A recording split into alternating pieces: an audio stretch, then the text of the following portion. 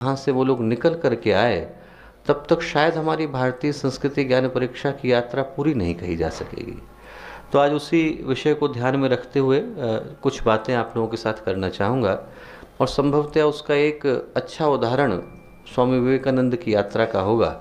यदि आप लोग पढ़ें तो स्वामी विवेकानंद जब भारत लौट कर के आए, तो जब अमेरिका की यात्रा से लौटे और वहाँ पर वेदांत के ध्वज को लहराने के बाद भारतीय संस्कृति की पताका को और सारे भारतवासियों को गर्व गौरव स्वाभिमान से प्रतिष्ठित करने के बाद जब वो पहली बार भारत की भूमि पर लौटे, 15 जनवरी 1897 का दिन था, कोलंबो की धरती पर उनका जहाज आकर के रुका, तो वहाँ पर जितने हजारों लोग उमड़ पड़े स्वामी विवेकानंद का स्वागत करने के लिए, अभिवादन करने के लिए। और स्वामी विवेकानंद का जब उन लोगों ने अभिवादन किया तो वहाँ पर उस क्षेत्र के मुख्यमंत्री भी थे। तो मुख्यमंत्री ने स्वामी विवेकानंद से एक प्रश्न किया, और बड़ा प्यारा प्रश्न किया। उन्होंने कहा, स्वामी जी, आप भारत से इतने वर्ष दूर रहे, आपने क्या अनुभव किया, क्या सीखा, वहाँ पर आपको कैसा लगा? तो स्वामी विवेकानंद ने बड़ा लंबा उत्तर दिया। मैं सभी से विनम्र निवेदन करूँगा कि यदि किसी को भारत के मूल्य को जानना हो तो उस उद्बोधन को पढ़ना आवश्यक है। पर उनने जो पहली बात कही वो बहुत प्यारी कही। उनने कहा, मैं इतने दिन भारत से दूर रहा तो जितनी बातें मैं भारत के विषय में पढ़ा करता था उसको पहली बार अनुभव के साथ जान पाया हूँ।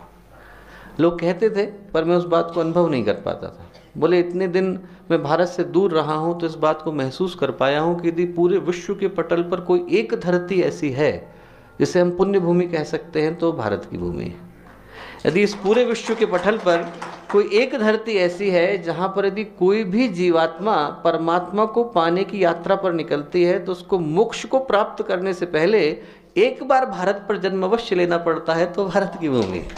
आप कल्पना करके देखिए कि यदि आपको मोक्ष प्राप्त करनी है तो मोक्ष प्राप्त करने से पहले आपका भारत में जन्म अवश्य हो जाता है कि आपको लेना ही लेना है। उन्होंने कह दी, कोई एक धरती ऐसी है जहाँ पर क्षमा, दया, शुचिता, धृति, ये सारे के सारे गुण, आध्यात्मिक अन्वेषण अपने शिखर पर जाकर के उपस्थित हुआ है, तो भारत की भूमि है। इसके अलावा और कोई भूमि नहीं।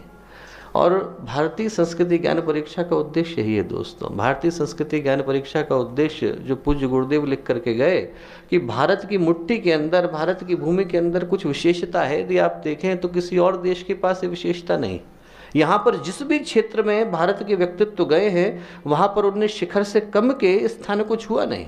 यदि पराक्रमी लोग पैदा होने शुरू हुए तो शिवाजी की तरह के, राणा प्रताप की तरह के, महाराणा सांगा की तरह के एक से एक बढ़कर के व्यक्तित्व यहाँ पैदा हुए। ज्ञान की यदि बात आई तो आचार्य शंकर, पातंजलि, एक से एक बढ़कर रामानुज, मध्व जैसे महान प्रकांड विद्वान यहाँ पैदा हुए। संतों की बात आई, सुधारकों की बात आई, साधकों की बात आई, तपस्वियों की बात आई, योगियों की बात आई, विभूतियों की बात आई, संपदाओं की बात आई।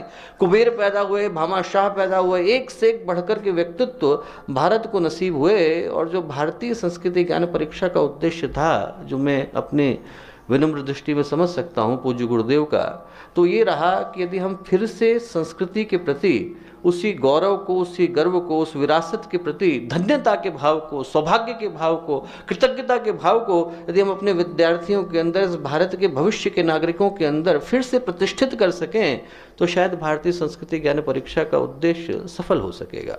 इसका उद्देश्य हम लोगों का मात्र परीक्षाएं कराना थोड़े है। परीक्षाएं तो बहुत सारे भारत के संगठन कराते हैं। सीबीएसई न जाने कब से करा रहा है, एनसीईआरटी करा रहा है, आईसीएसई करा रहा है, स्टेट के बोर्ड से वो लोग करा रहे हैं। हम लोगों का उद्देश्य अच्छे संस्कारों को जन्म देना है। हम लोगों का उद्देश्य भारतीय संस्कृति के प्रति गौरव के भाव को जन्म देना है। आप यदि कहीं पर भी जाएं आज की तारीख में, जो भारत का दर्द है, विवेकानंद कह करके गए कि हर राष्ट्र की एक आत्मा होती है।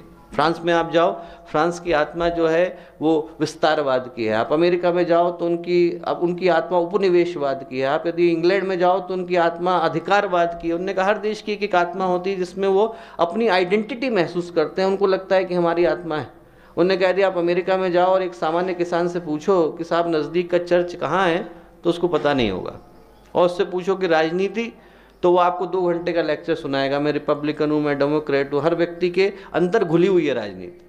बोले यदि भारत में आप किसान के पास जाओ और उससे पूछो कि आपकी पार्टी कौन सी है, तो हो सकता है नहीं बताए। और उससे पूछो नज़दीक का मंदिर कौन है, आपके भगवान कौन है, तो आपको अच्छे से बता देगा।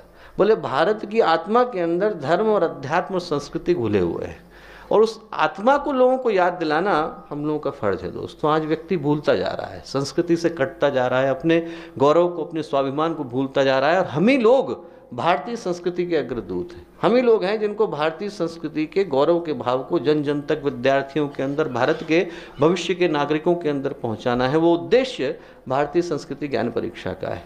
तो उसी उद्देश्य को ध्यान में रख कर के एक छोटा सा प्रेजेंटेशन है कि भारत ने विभिन्न समयों पर, परम पूज्य गुरुदेव ने पुस्तक लिखी थी समस्त विश्व को भारत के अजस्र अनुदान, कि भारत का जो चिंतन था, यदि आप विश्व के किसी भी कोने में जाएं तो हर जगह पर आपको भारत के हस्ताक्षर देखने को मिलते हैं। अलास्का के बिल्कुल एंड में चले जाएं तो अभी आज से 10 वर्ष पहले उन लोगों ने वहाँ पर एक मंदिर खोजा, भगवान सूर्य का मंदिर है।